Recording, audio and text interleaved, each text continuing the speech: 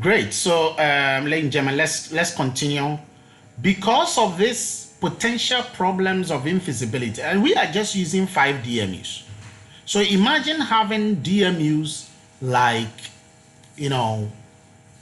500, okay, or DMUs like 100 in each year, and the number of years are maybe 20 years. Okay, the likelihood of having such infeasibilities is high, because if you look at the graph here, C2 had a problem with the infeasibility against frontier 1. B2 also had a problem like that. There may be other frontiers intersecting, causing lots and lots of infeasibilities. The question is, how do you deal with that? The Biennial Mamquist frontier comes and then takes the edges of all the frontiers. So from the B2, it stretches the line all the way to the frontier. It's just a two-sample approach we are using, and creates a blue big biennial frontier, which everybody can now be measured relative to. Okay, so let's do that. And this is the frontier. So on the basis of that, we can now measure all of them again, but this time all of them relative to the biennial frontier. And you got to be careful how you measure that. It's not different. The only thing is you use the same principle: distance to the frontier divided by distance to the fence. So just looking at it, okay, and this blue frontier is a VRS frontier. So we're estimating biennial VRS scores. So if you estimate B2, B2 will be what? Quickly, let's look at them one by one. B2 will be what? Who can quickly tell me the score for B2? Chris? B2 will be 6/6. 6/6. Now C2, let's forget about C2, but C2 will get something. The infeasibility will be solved. Now A1 will be what? Relative to before. Okay. A1 will be what? Relative to before. Nathaniel? A1 would now be 8/5. Instead of originally? Originally, it would have been for cross period. For cross period, it would have been 7.something/5. Exactly.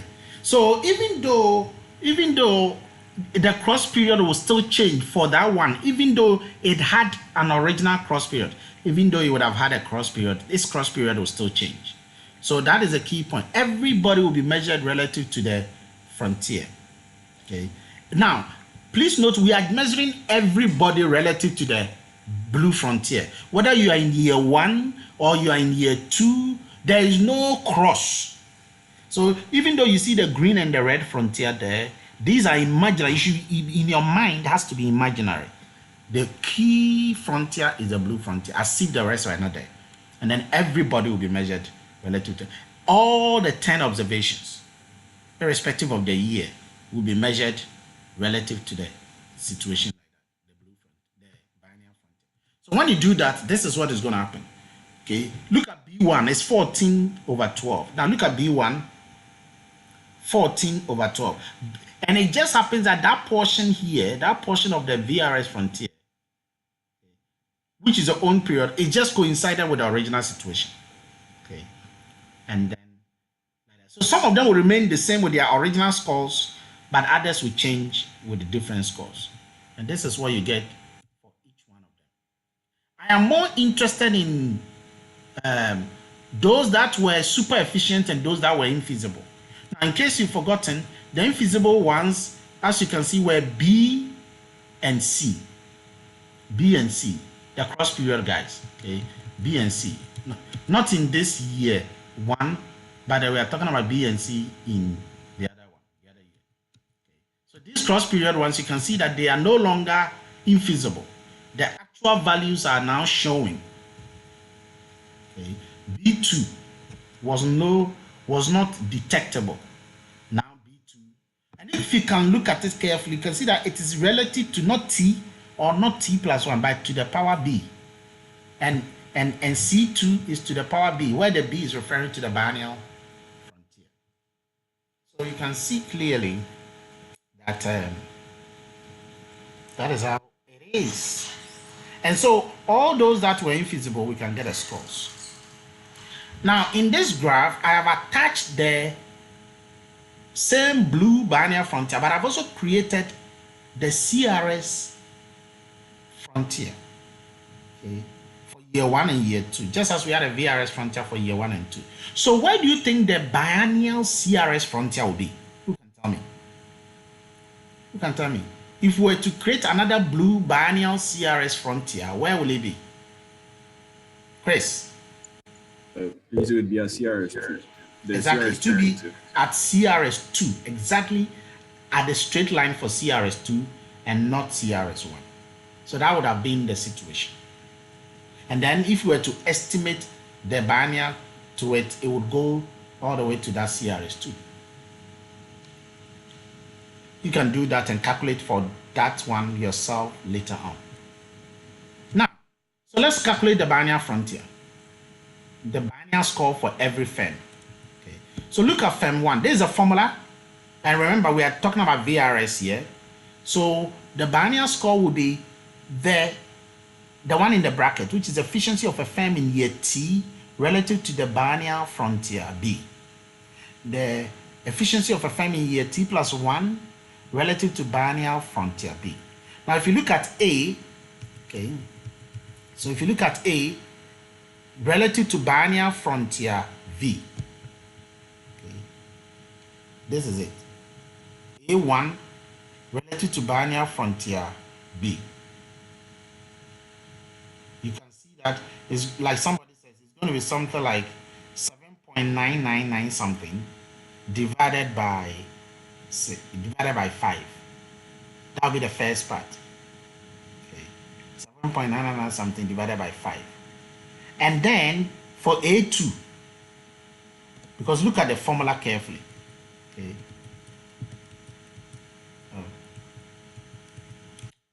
Look at the formula carefully. Okay.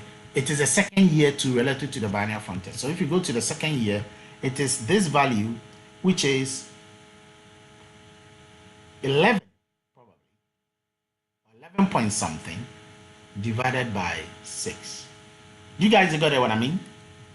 Yes, please. Yes, sir. So that is it. 7.92 divided by 5 and then 11.40. How do I get 92? I mean, how do you get 92 with your physical eye? It's not simple.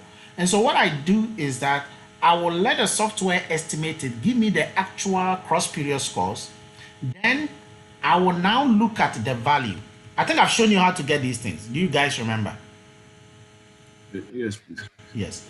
And then now replace it with the actual value and then you get that. So when you do all of that, this is the score you get for A. This is a biennial VRS score for A. That's a biennial VRS score for B. That's a biennial VRS score for C. You have biennial VRS score for D and biennial VRS score for that. So if you compare the BMI score, look at the BMI score, the Biennial Mamquist Indices, and then the standard MPI score. This is a score. The MPI wouldn't have given us for B and C. But then the BMI has given us B and C. Now, if you take the mean, excluding the not available values, you will get this, 0.81. If you take the geometric mean, okay, not the arithmetic mean, but the geo mean of the Biennial Mamquist score, you get 85%. And here you get 81%. Okay, which shows in principle that productivity has regressed in both cases. But you can see that it is more up in the biennial case than in the not the biennial case. You guys see that? We can use the SZAL adapted Lee test to check the differences.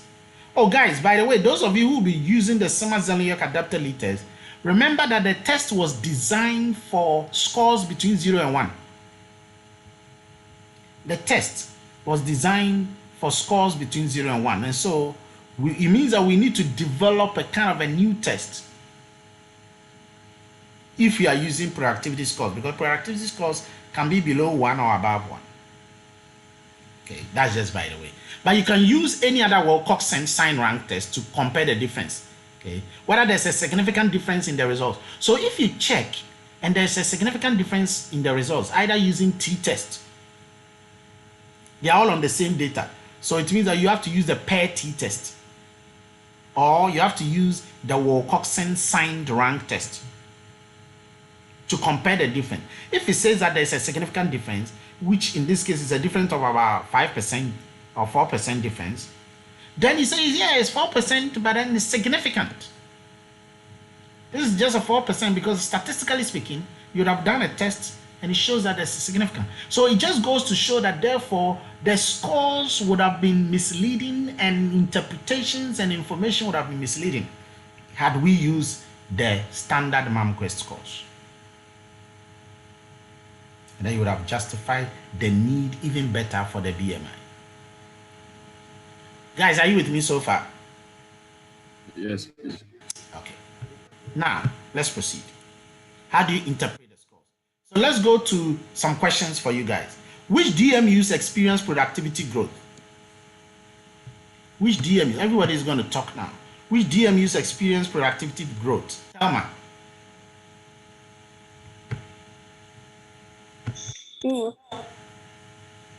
Which DMUs experience? Just use the BMI scores. Sir, please come again. Use the Biennial Mamquist scores. Tell me which Okay. experience productivity growth. B. DMU B.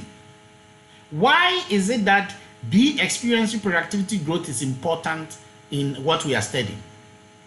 Why is that important to note down? Who can tell me? This is general. Why is that interesting and significant to note? Chris? It's because out of all the firms, it's the only firm that experienced any form of growth within the given time period. So then you probably have some form of advantage, which may be managerial or something. Yes, and hence, but what? Okay, and as a result, they are the ones that like were the major influences. Yeah. However, yes, Emmanuel, I do. Thank you, Chris. Welcome. The experience productivity is important because if we didn't use the BMI and the MPI, we wouldn't have known. Exactly. That's the point. So, yet these firms were going to be deleted, though. They were going to be deleted from the industry. They were going to be deleted from the analysis. Had we used the Mamquist Productivity Index alone, if we had not used the BMI, we wouldn't have even identified them as they were the drivers of the industry. We would have ignored them. So this is significant. It's just an affirmation that the method is good. Okay, let's continue. Now, which DMUs experienced productivity decline? Which DMUs experience productivity decline? Tarish. Which DMUs experience productivity decline? In that order. Xavier. So, DMUA, DMUC, and DMUD. Okay. So you have C, D, and A in that order. C, D, and A in that order. Okay. Now, which DMU stagnated? Which DMU stagnated? Which DMU stagnated? Eliklim. DMUE. DMUE. Very good. Very good. Okay. Now, which DMUs, let's do some interpretation. Okay, DMU-B had a productivity score of 1.17. How do you interpret it? This is very simple. Let me just jump it. Okay. It means that the firm improved its productivity by 17% over the 2 periods under consideration. Okay. How do you interpret the DMU? Okay, the DMU's productivity score of 0.76. How do you interpret that? Edwin, Abini, how do you interpret that? Edwin. Dinah, how do you do the interpretation? So we'll say DMUD regressed in its productivity by 24%. Good. Okay. So it's deteriorated productivity or regressed by 24%. All right. Interpret the DMU score for E. The productivity score for E.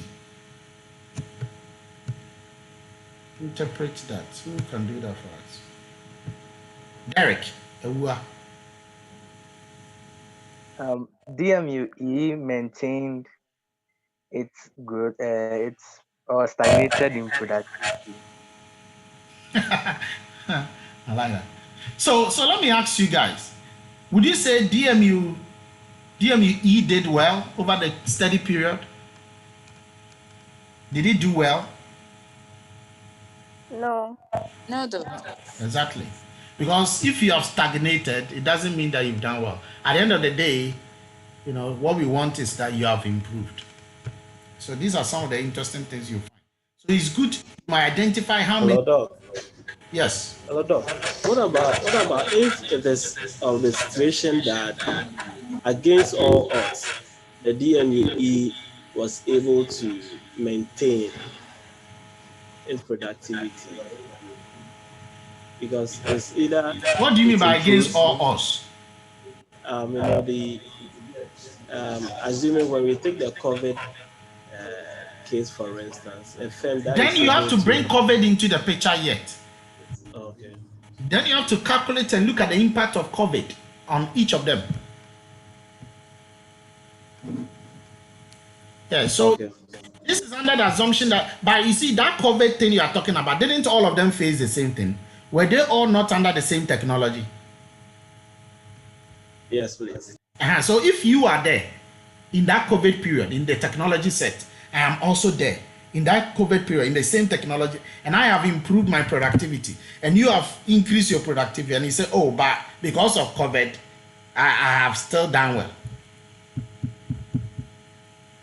Do you get the point? That is why we don't, that's why we put them in the technology. Because it's a comparative assessment you are doing. It's a relative measure. So it doesn't matter. As long as you are all in the same, if some have gone up, you didn't go up, you didn't go up. Okay. Some are even driving the industry. You should have taken advantage of the technological spillovers. So, yeah, as long as you're in the same technology. But if you were in a different technology, if you were in a different country than I was, and your country is experiencing war, but my country is not experiencing war, then you can say that, oh, even though we are 1-1, I have done better than you. Yeah, you can say that because you are not in the same technology. But in that case, why would I even compare you and I? Because we are not in the same technology in the first place. You get a point? Okay. Now, this is the second decomposition, the drivers. Okay, the 3-factor decomposition. So I decided to calculate for just DMUA. Now, the formula, as you know it, okay, is just this. This is the efficiency change. We know this formula already. This is a technical change. We know it already. The scale change, I showed you earlier. This is a scale change. Okay, and if you look at it, the scale change has got BB at the top, BB at the down. But the technical change has got BB at the cross diagonals, and then the T+1T at the next cross diagonals. So all you got to do is that to be able to calculate for any one of them, or you just have to check it. As for this one, we know. The cross-period efficiency for A, we know. It was 5/5 divided by 9.5/6. Then the technical change, we know. This is the own period, the same value that was here. The same 9.5 that was here comes here. 9.5/6. Okay, and then the same 5.5 comes here. But these are the biennial scores. And please, guys, note, all of these scores, you've estimated them already. Okay, when you go to this section here, okay, you have all the biennial scores here. Let me just show from here. These are the biennial scores for every firm. You just pick. And when you go to the previous ones, so these are the actual scores, okay, for them.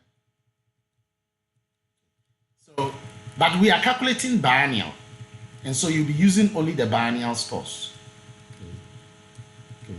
You use the biennial score for A1, B1 up to E1. Then you use the biennial score for A2, B2 up to E2. And then you fit in those things, and you calculate the cross-period efficiencies. And you'll be able to find this as the final decomposition. So let's just take for DMUC and look at the sources of productivity. Now, first of all, C wasn't doing well.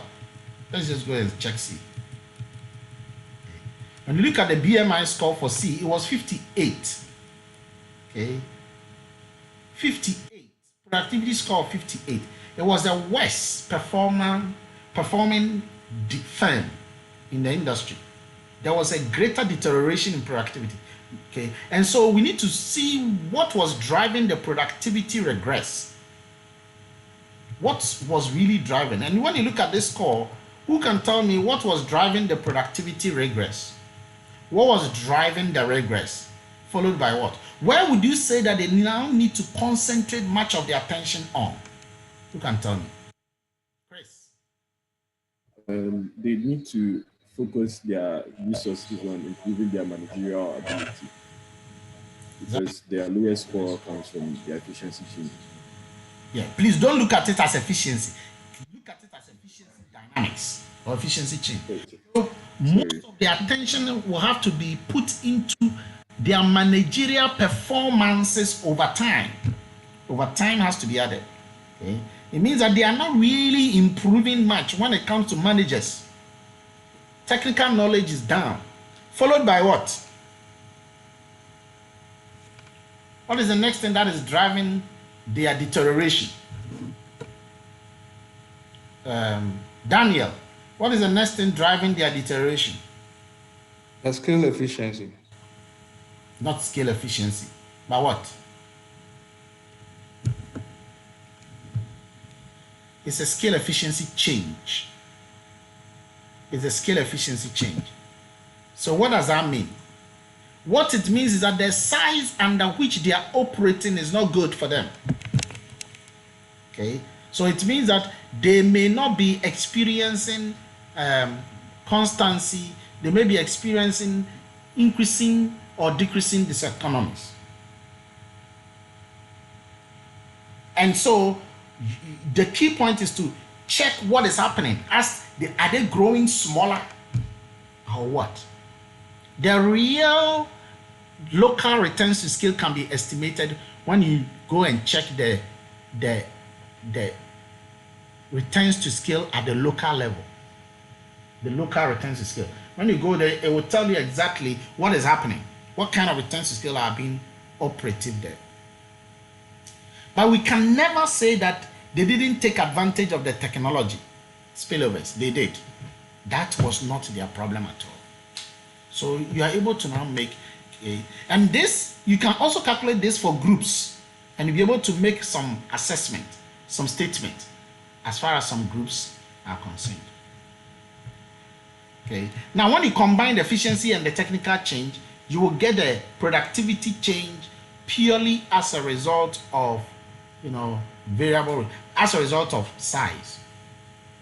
Okay. And you can see the variable returns to scale score. That is 0.82. So this is it, but the key point is the yellow section there. This is how you calculate the scale efficiency change.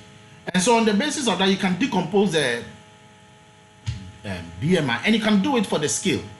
Okay, all of that as well for the scale. I've just done it for the 2-factor decomposition. You can do for the 3-factor decomposition. The key point is your ability to interpret the scores. So I have questions like, what is the key driver of productivity change for DMUA? Okay. And when you look at this graph, you will be able to determine. The key driver is efficiency change, technological change. Okay. The regress is mainly driven by efficiency decline, not the innovation progress of 29%. What component was the key source of B's productivity growth of 16? What component was the key source of B's productivity growth? Who can tell me?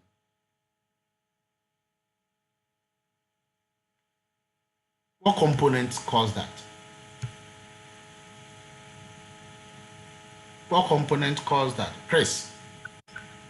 But this was efficiency change over time. Yeah, the efficiency change. So you need to be able to do that. So you need to understand how to demonstrate this, and especially, we're able to showcase more of the infeasibility. Another way of calculating the scale change is this. Okay. This is the scale change formula. One of the formulas I showed you. There are kind of 3 different ways of the scale change formula. And this is one. And when you calculate it, you get it for that, for DMUA. And I must say that there is also a 4-factor decomposition of the BMI. You don't really need it. If you need it, you can look at the Pastor and Lavelle paper, okay? Because they follow the principles of bulk. Okay? Some of the Scandinavian great guys, and they were able to do a 4-factor decomposition that included, the scale change, and this time output mix change, or output mix effect. They call it output mix effect. So that's a 4-factor decomposition, okay, aside the scale efficiency change or the scale change there.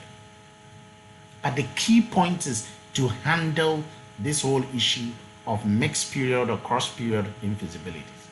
Now, how do you do the whole thing in the software? This is important. Okay, so pay attention here, okay, because at this stage, if you don't take care, you might think that it's over. It's not. You can calculate the Mamquist productivity in R plus the fear, which we tried with the standard Mamquist the last time. It's not properly done in BMI. You can't properly do the BMI in R, but the max DA will do the BMI. But it will not be able to do the Mamquist productivity index, and I'll explain why. So here is a thing, and I want you to understand here. The MPI, you can do it in R and fear. You can't properly do it in max DA, the MPI. And the reason is because the max DA is not able to tell you that it is infeasible. It's infeasible.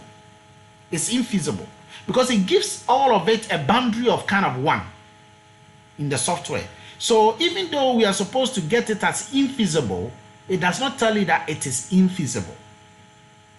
So when you do it and there is infeasibility, it doesn't really tell you unless the software, which is the R and the fear software, that will tell you that, oh, there's infeasibility. When you especially go and look at the cross period efficiency, you will see them there. Now, so MPI is good in detecting infeasibility in R. But then you can't also do the BMI there in the R software, R plus the fear. You can't do the BMI. The algorithms are not properly executable. But you can do the BMI in the max DA.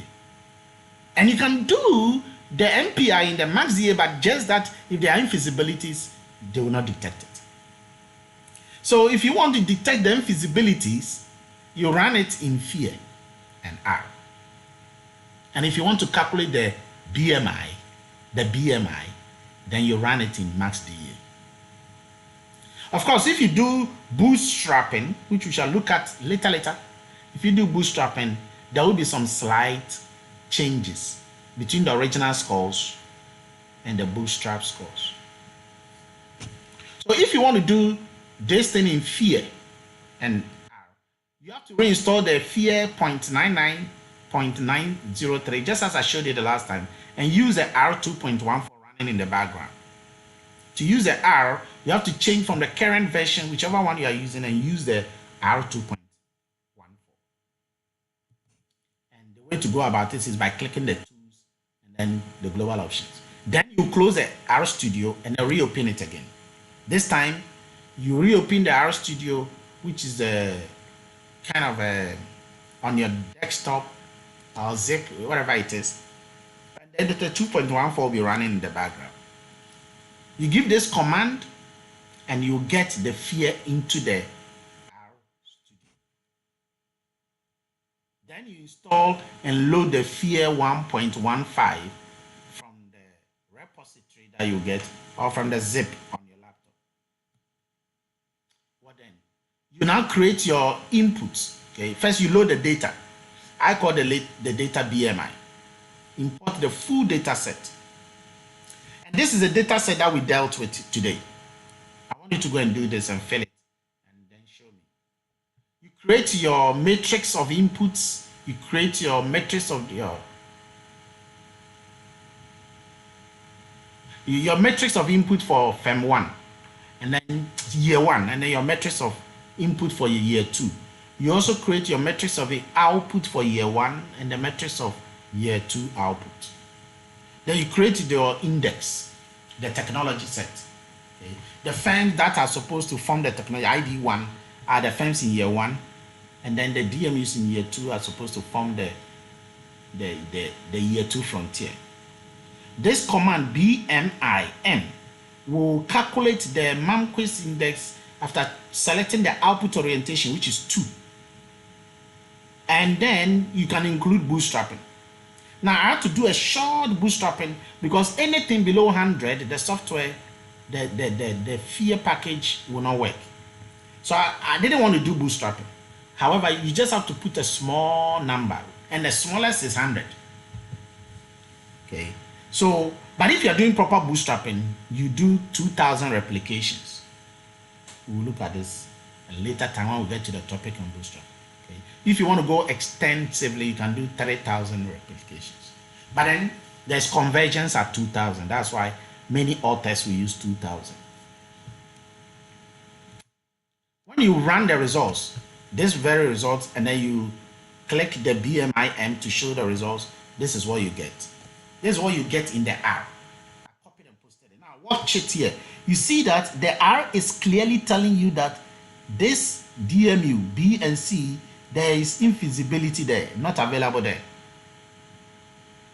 So you can see that DMU A1, that's a cross period. The V here means measured relative to the variable returns VRS frontier. All the CCCC are in the constant returns frontier.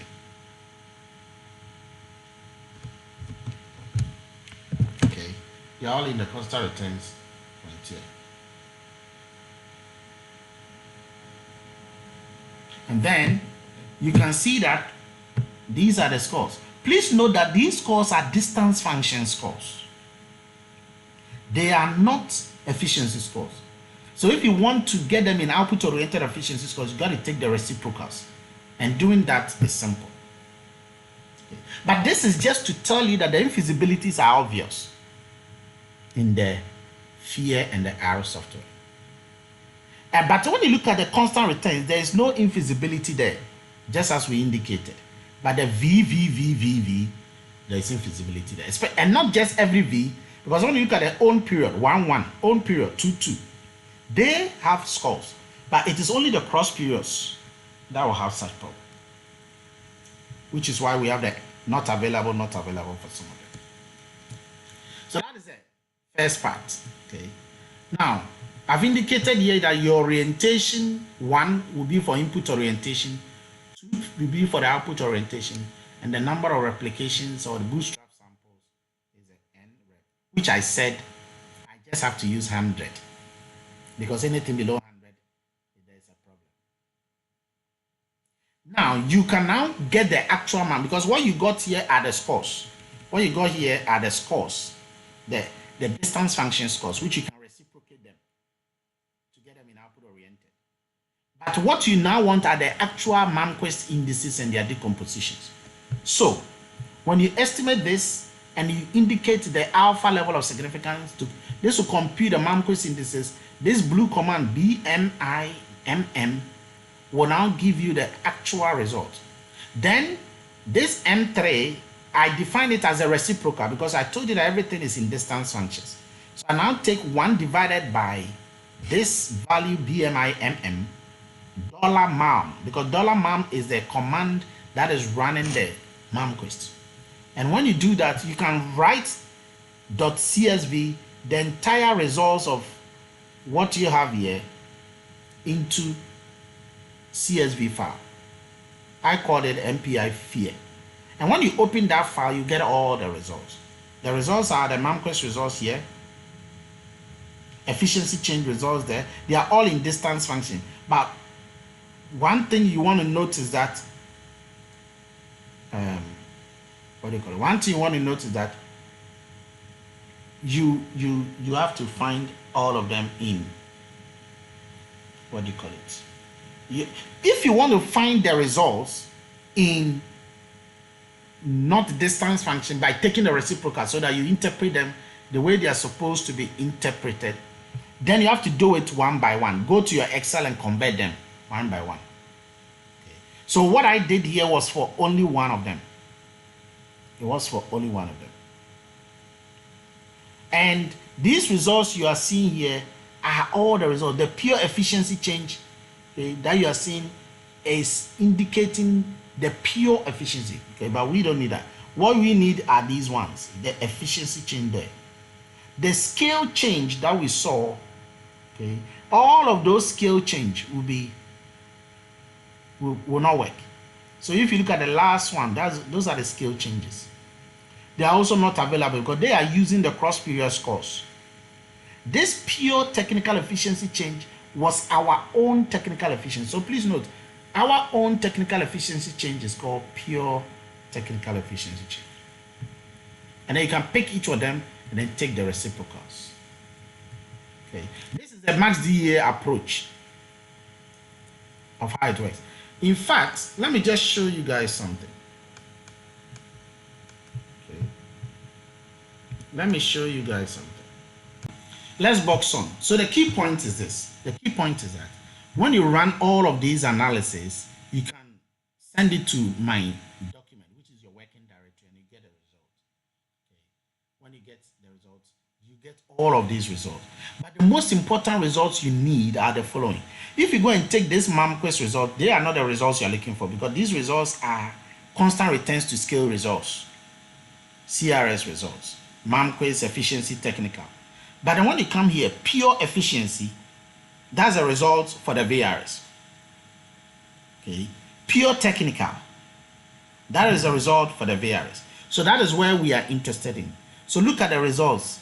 Pure efficiency for A is 0.61, 0.63. Now, how does that tally with the one we did? Okay. So when you go to the one we did, 0.63, don't forget, okay, that is a 0.63 here. Okay, that is a 0.63, okay, for the efficiency change. And then the next efficiency change for B is 1.17. Keep that in mind. For C is 0.59. Okay, so let's go and look for the 1.17 and then 0.59. Okay. So that's it here. Okay, 1.17. That is this. 0.59. That is it. And the last two were 1. So this pure efficiency change is the score that you fought for. Now, what about the technical change? It calls it pure technical change. So look at the pure technical change at the bottom here. Okay. So when you look at the pure technical change at the bottom, you are going to have 1.14 more or less. Okay. 1.14 more or less. You're going to have that for the first firm. Now, the technical change for the second were not possible because of infeasibility. Let's cross-validate that and check the last one is 1. The one before that is 0.74. I remember the 1.14. We are going back to see that in the original table that we So, have. Yes? please, I can only see the Excel sheet. Oh, sorry. Wow. Keep these results in your mind. So some of you should keep the Mamquist scores in your mind. These are all VRS scores. All of them are VRS. Okay. The efficiency score is 0.63, 1.17. All of the efficiency scores are there. The last two are 1. Keep that in mind. The technical change, only A and D and E, they have a score. A is 1.14. D is 0.74. The last one is 1. And then the Mamquist, the A is 0.72. Now, keep the first one in mind, the A in particular. Okay, and these two are not available. A in particular, 0.63, 1.14, and 0.7. When you go to the R software, those results are giving it to you. Plenty results are giving it to you in the R, but you have to identify which is which.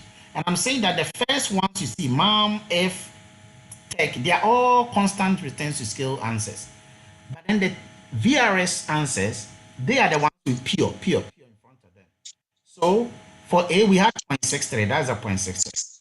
And then in that same lane, for the last two, we had 1.1.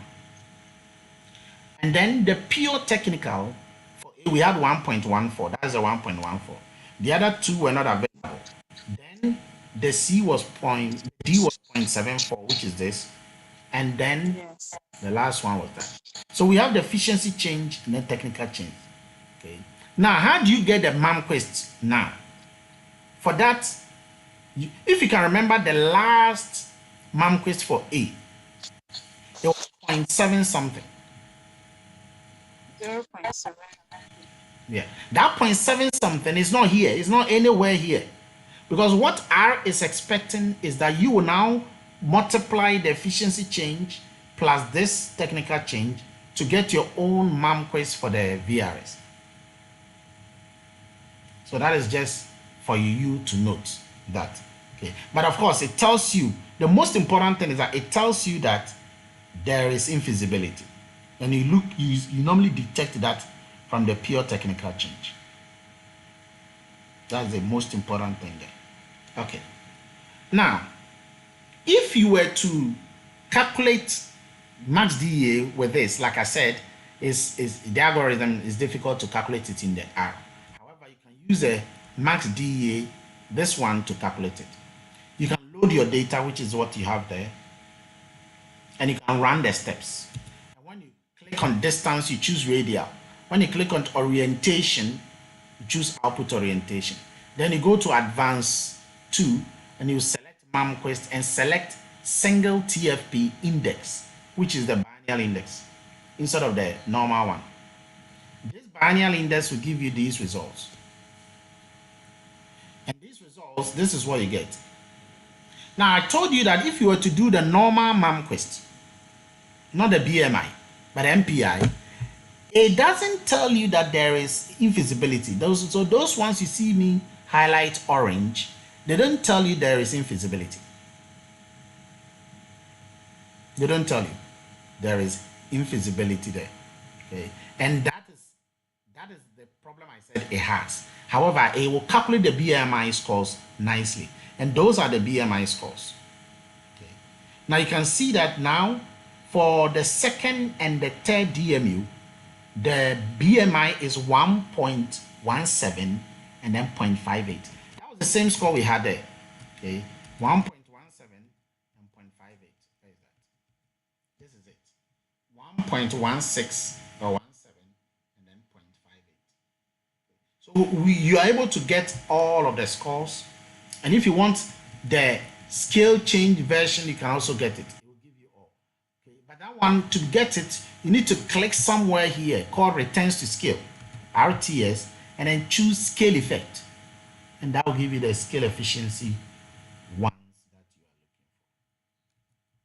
for. So this is how you got to play with the variables so that you able to get the right thing that you have to get. Any question? So when you look at this, I go to access to load the max DA. You click open, and then it will take some bit of time to load. Watch, some numbers will come here.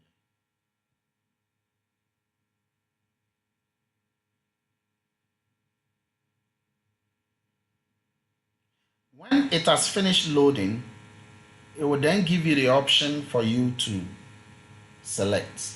Okay, so at this stage, you now go to your data, prepare data. I'm sure you guys can see the screen, right? Yes, please.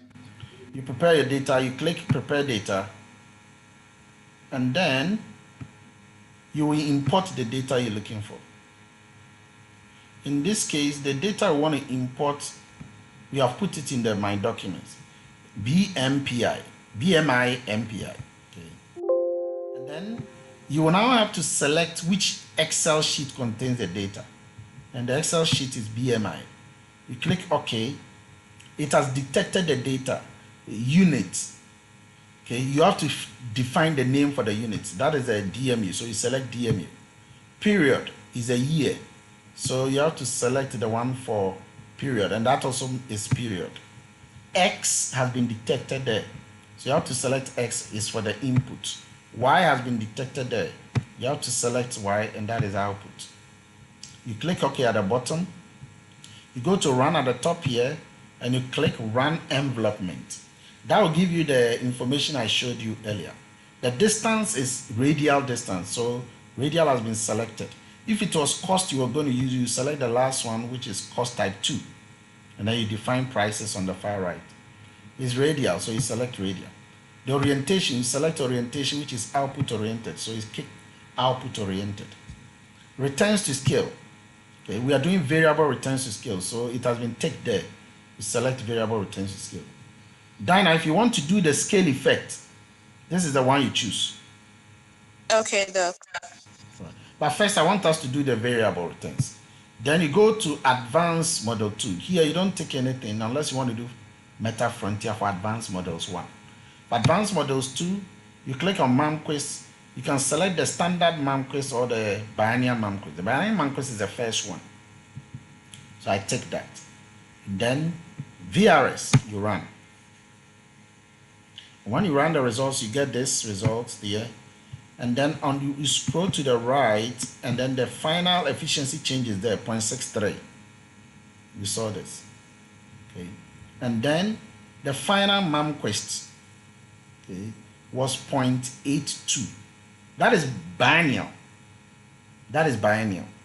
So I told you that if you do the normal Mamquist, the standard Mamquist here, it will give you the results even though there was infeasibility. So it's best not to do that here. It's best not to do that here, because if there is infeasibility, it will tell you. It will not tell you that there is infeasibility. It will now give them a value of 1 instead of the value of, infinity that you can set. So this is a biennial result. Now let's take this one. Keep this in mind, and let's go and check. Doc, please, before we move on. Yeah. In the case of cost Mamquist, would we have the same problem? Problem of? The infeasibility not showing in the results. Well, like I indicated the last time, yes, and also there hasn't been a proper modeling procedure for biennial cost Mamquist. Okay. The last time, there hasn't been a proper kind of procedure, even though there seems to have been an attempt. There hasn't been a proper computational procedure for biennial cost. Do you know why? Why is it quite difficult to do that? And the reason is because you rather need X and Y to see the thing in a picture form before you take it to the software. And the cost is normally graphically done in input space. Yes. So it's very difficult to see which frontier. It's difficult to see which is a VRS frontier there and which is a CRS frontier there. Because VRS frontier and CRS frontier are best captured in input-output space. Okay. All right, okay. So let's go to the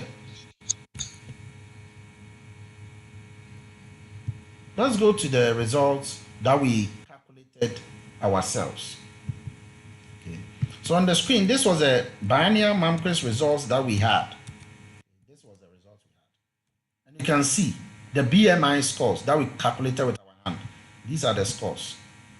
0.83, 1.16, 0.58, 0.76.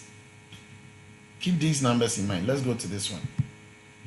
Okay. And when you come here, in the results, you have the same thing at the far right. 0.8, we had 0.83, they had 0.82, similar. 1.16, they had 1.17, we had 0.58, we had that. It was also there. 0.76, we had that. It was also there. And you can see that all of them here. So biennial is sorted. Now let's look at the technical change. The technical change was 1.129. 1.29, the next one was 1, and then 0.97. Okay, let's go there. And you see the same thing. Okay, it was 1.29. Here it is 1.30. Very similar. Now remember that the one that we calculated, it was more by hand. So because it's by hand, the computations will have some decimals, few issues. The next one was 1, and it's exactly 1. Then we had 0.97. Here it is 0.978, 0.98 approximately, and then 0.76. Now when you come to the one that we calculated by hand, there you go, 0.978, and then 0.76.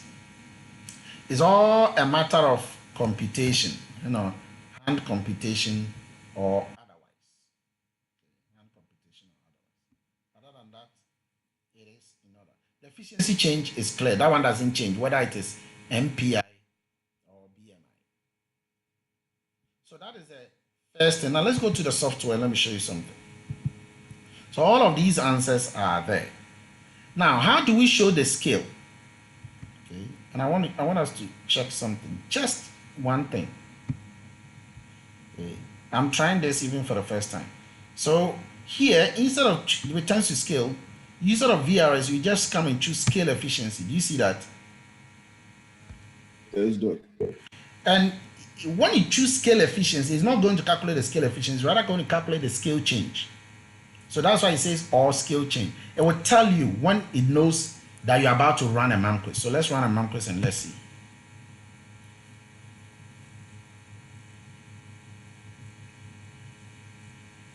Okay. So let's see the results that you have. So you see, it calls it scale effect. Do you see that here? Scale effect on Mamquist, scale effect on TC, scale effect on EC. Now let me tell you why this whole scale effect thing is important. Because once you appreciate what you calculated, the scale effect we had for DMUA was 0.72. Let me just show you. The scale effect we had for DMUA, this is it. DMUA, the scale effect we hand computed was 0.72. Of course, we didn't do for the others, okay, because we were not that ready to. We didn't create a column for the scale effect. But for A, we calculated it here. You can see it here, 0.72, 0.72. And then using the other second formula, it was also 0.72. So let's go back to A to see the scale effect for that. You see 0.72 here. Do you guys see? Doc, it is still on the PowerPoint slide. Oh, sorry. Okay, it's coming now. Thank you. So you can see that the last one here. Do you see 0.78571? Yes, please. Yes. And I want you to know that that is the scale effect on the MI, where the MI here is the BMI. So you are not that much interested in the scale effect on the TC, the technical change. scale effect on the efficiency chain. No, you're interested in the scale effect on the MI. So you can now extract the scale effect and then go and hand compute each of the other scale effects using what? Using this formula. Let me just show you. You see the PowerPoint? Okay, let's come down. Using this formula, and then on the screen, okay, using this equation. But remember, in this case, you are using both the constant returns to scale graph and the biennial graph and the VRS graph. So please know, that's scale. That's the whole essence of scale. Okay. So normally it's nice to compute 3, and so that you know the results by hand. Then you can appreciate what the software is giving you. But I did this just for DMUA. And when you go to the results, it was approximately the same thing, okay, 0.72 or 3. So please, I want you to know which scale effect we are talking about is the MI scale effect on MI. I'm sure you get what I mean. Yes, please. Okay. So if you look at E2 relative to year 1, it was 9/9. It was actually efficient 1. Okay. But these two are infeasible. And even though they are infeasible, now look at the software. The software now says that they are feasible at 1 because the infeasibility was not programmed into the software. That is the unfortunate situation about this very software. And so if you use this very software to detect infeasibility, you will not find it interesting. You wouldn't. I love these challenges because these challenges are good. There's a way you can write an easy program for R for even plenty data set, and I will have that for you. Let me just show you something. Okay. So these programs that you have seen that I've written for small sample DMU is fine, but you can easily write a program for R. It's a little bit difficult, but once you master it, you can do it. Okay. Which I have a template for you already. Okay. You write a program for R for, let's say, 100 firms, or even I did it for.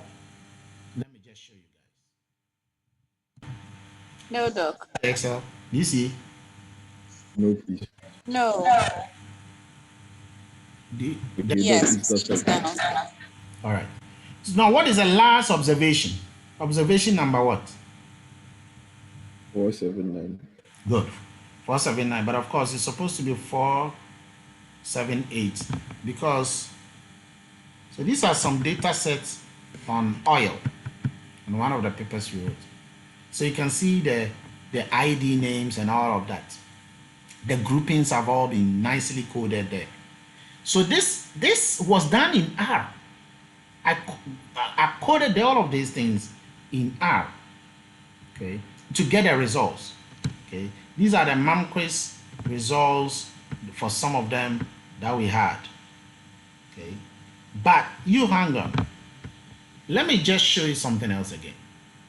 Okay, so look at this PowerPoint. Look at this PowerPoint. It's the same Excel I showed you, just that I've truncated it a bit here. Okay, this is a paper that is already published and written in the energy economics. And if you look at this, the data, that's the number you gave me.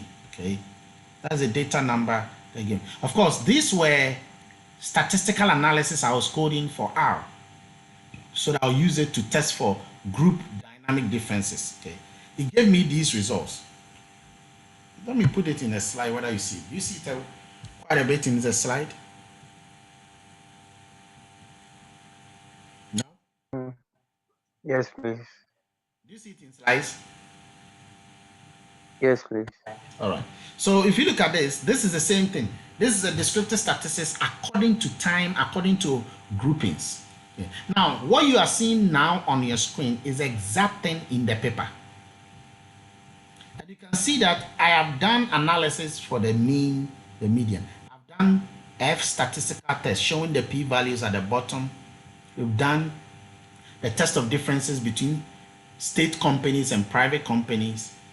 shown all of these together with whether you are doing more than ANOVA test or t-test. Okay, I've shown all of that. Okay. And even the isotonicity test, I'll teach you the correlations. Okay. All of them, I've done that here. Okay. Now, keep that in mind, and I'm going to show you the R command I use to generate the productivity scores. Okay. I'm going to just show you the R command for the productivity scores. So right now, I'm showing you guys the R commands for that.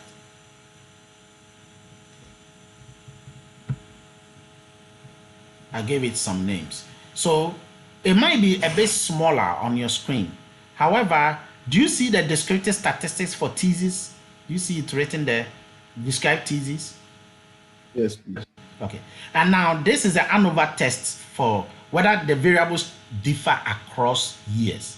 That's the ANOVA test that I did for E. Then these are for the groups. The ones here are for the groups that I created. So just keep that in mind.